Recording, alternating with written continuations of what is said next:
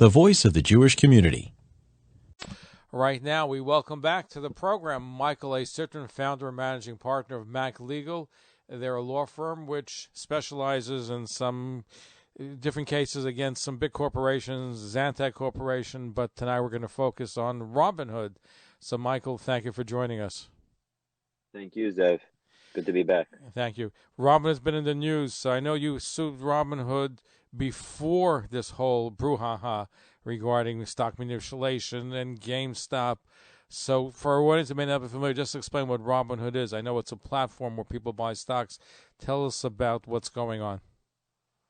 Well, I mean, as far as what's in the headlines of late, it is basically involving a bunch of suspicion as to what was going on with Robinhood and Robinhood Clearinghouse, which is an affiliate from Robinhood LLC that essentially stopped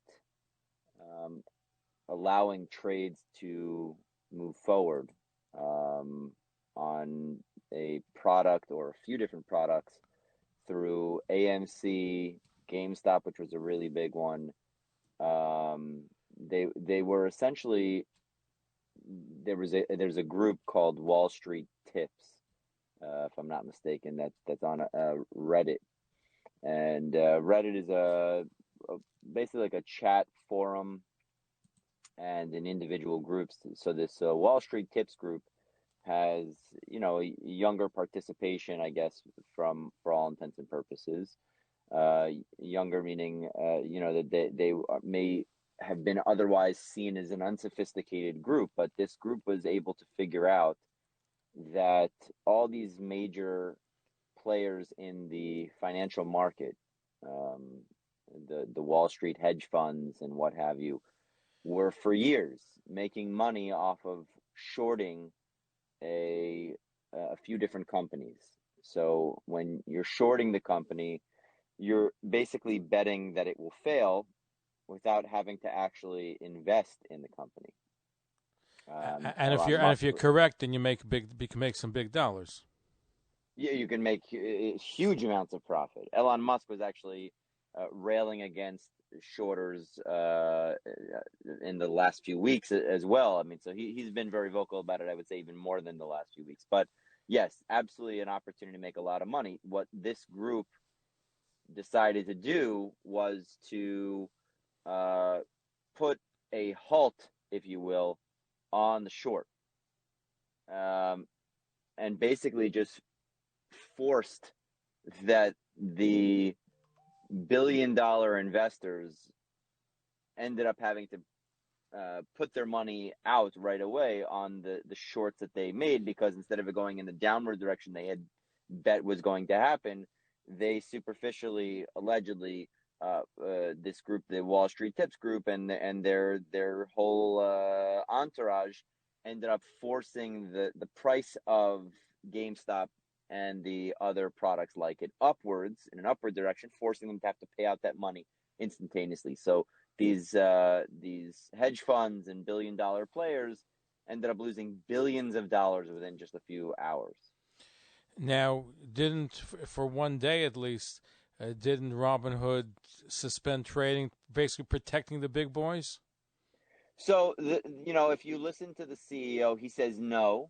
He says that's just a conspiracy theory. He was recently interviewed in a few different platforms, and the fact of the matter is that there's a lot of questions swirling around right now that stem from how this played out.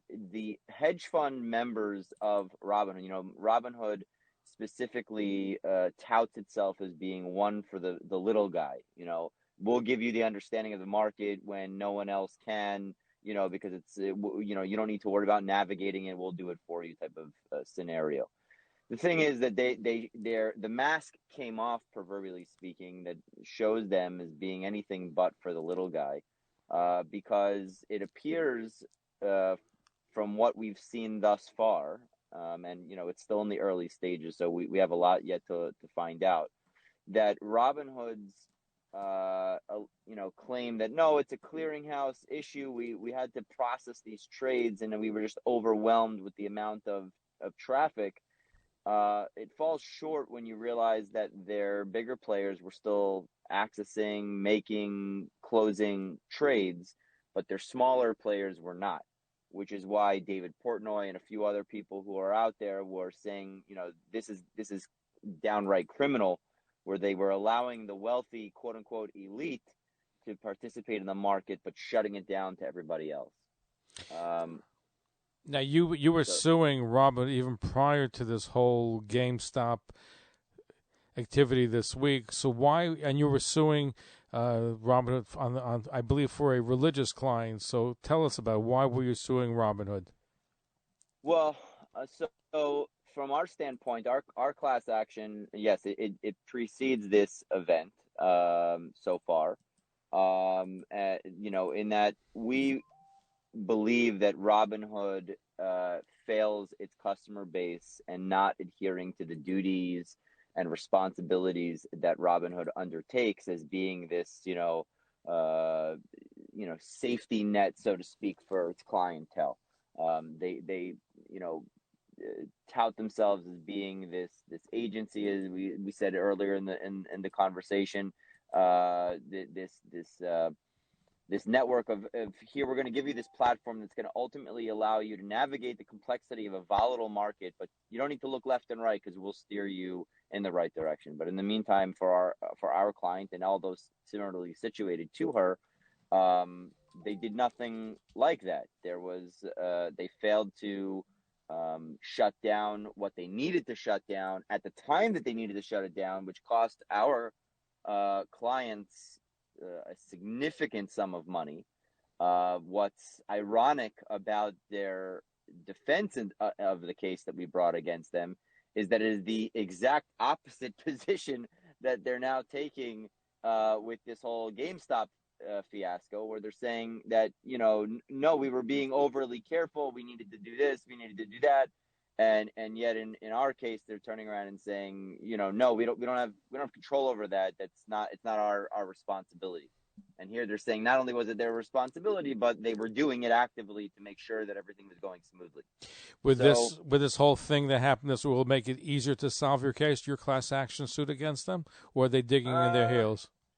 We'll see what happens. Robinhood is a known entity that likes to fight. We also are a firm that is prepared to meet that challenge. Thank God. So, with God's help, it'll go in a good direction. But we're still in the preliminary stages of litigation, and we're looking forward to see what's gonna unfurl in the next few weeks. I know that we've been getting calls from people throughout the country regarding our action against Robinhood. There are a lot of people interested in pursuing them for what occurred. I will say that it's a dangerous attempt to run to the start line, just filing off a class action if you're not exactly sure how to articulate that action against a brokerage company or a clearinghouse like Robinhood is. If you articulate it wrong, even though it may be exciting that we've got hundreds of thousands of claimants, if the claim is not pled properly, it will be thrown out. So just a fair warning to all your listeners out there that be careful which firms you're going with, be careful what action you are putting your name behind, because if you do it the wrong way, you will not be able to bring an action against Robinhood for things that clearly did cause harm to people throughout the nation. One of our listeners just writes to us, and the BSeek writes, will this class action lawsuit against Robinhood also apply to customers that couldn't use their instant cash deposits to buy the cryptocurrency Dogecoin? On Friday, Robinhood prevented its customers from using instant cash deposits to pay Dogecoin, but the money was available to buy typical stocks. This practice caused customers to lose thousands of dollars. Yeah, I mean, that's exactly the point. As I mentioned from the earlier part of the interview, I mean, I think that really what we're looking at is not just the idea that GameStop is the only affected group, or there's multiple products out there. AMC, Dogcoin was another one. I will tell you also that it's not only Robinhood, although Robinhood's been getting a lot of the attention, and I think that they kind of brought the attention on themselves, quite frankly. But Schwab also has gotten some heat from this. There's a few different companies out there that really just kind of shut off the spigot, if you will, and didn't allow people to participate in the market. And that's a big problem when you have what has been classified as a free market. And I think it really, when you and I were speaking last week, I think it really does.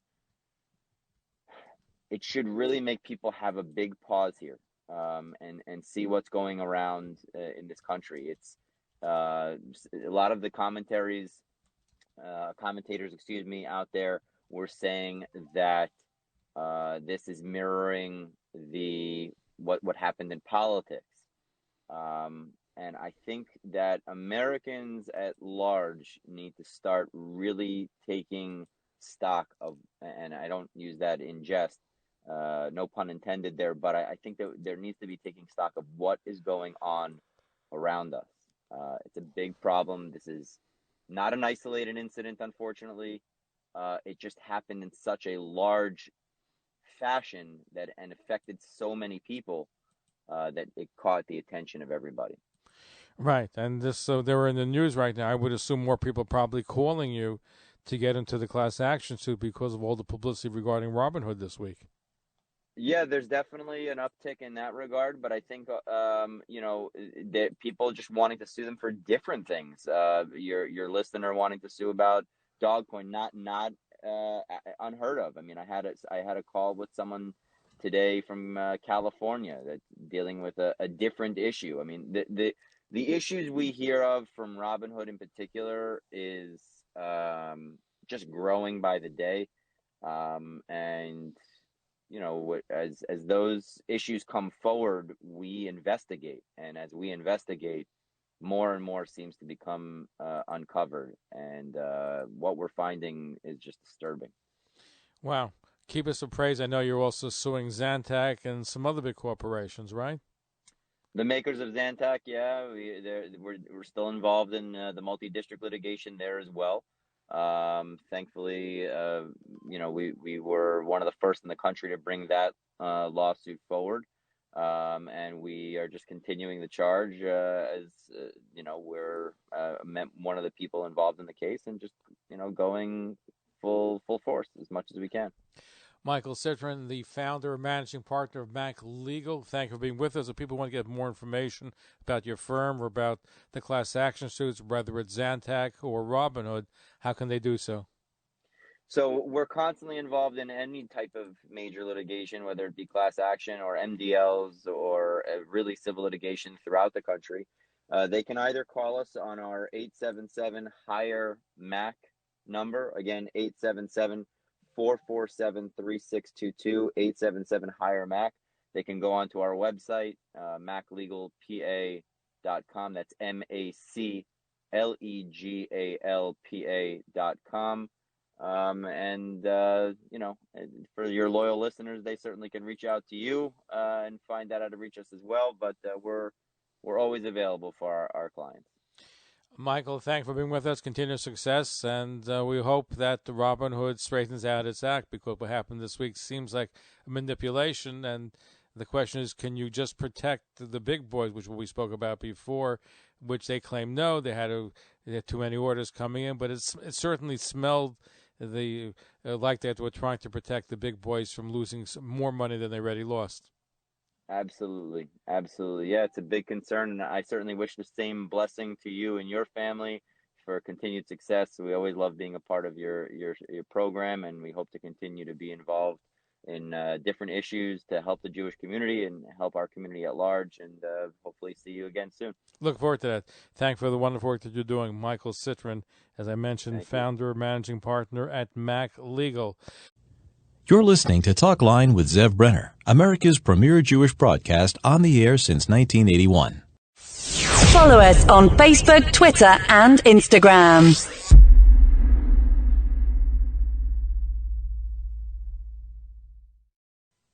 Talkline radio and TV with Zev Brenner is just phenomenal. Everybody concerned about the Jewish community should listen and watch. He has the best guests. He asks the most interesting questions. He's always so well prepared. It's talk radio and television from a Jewish point of view at its very best. To advertise on the Talkline network and Talkline's email and social media blasts reaching over 70,000 people, please call 212-769-1925, extension 100. That's 212-769-1925, extension 100. Or email info@talklinenetwork.com. Thanks for listening. Talkline Network Radio, America's longest-running Jewish broadcast network, the voice of the Jewish community.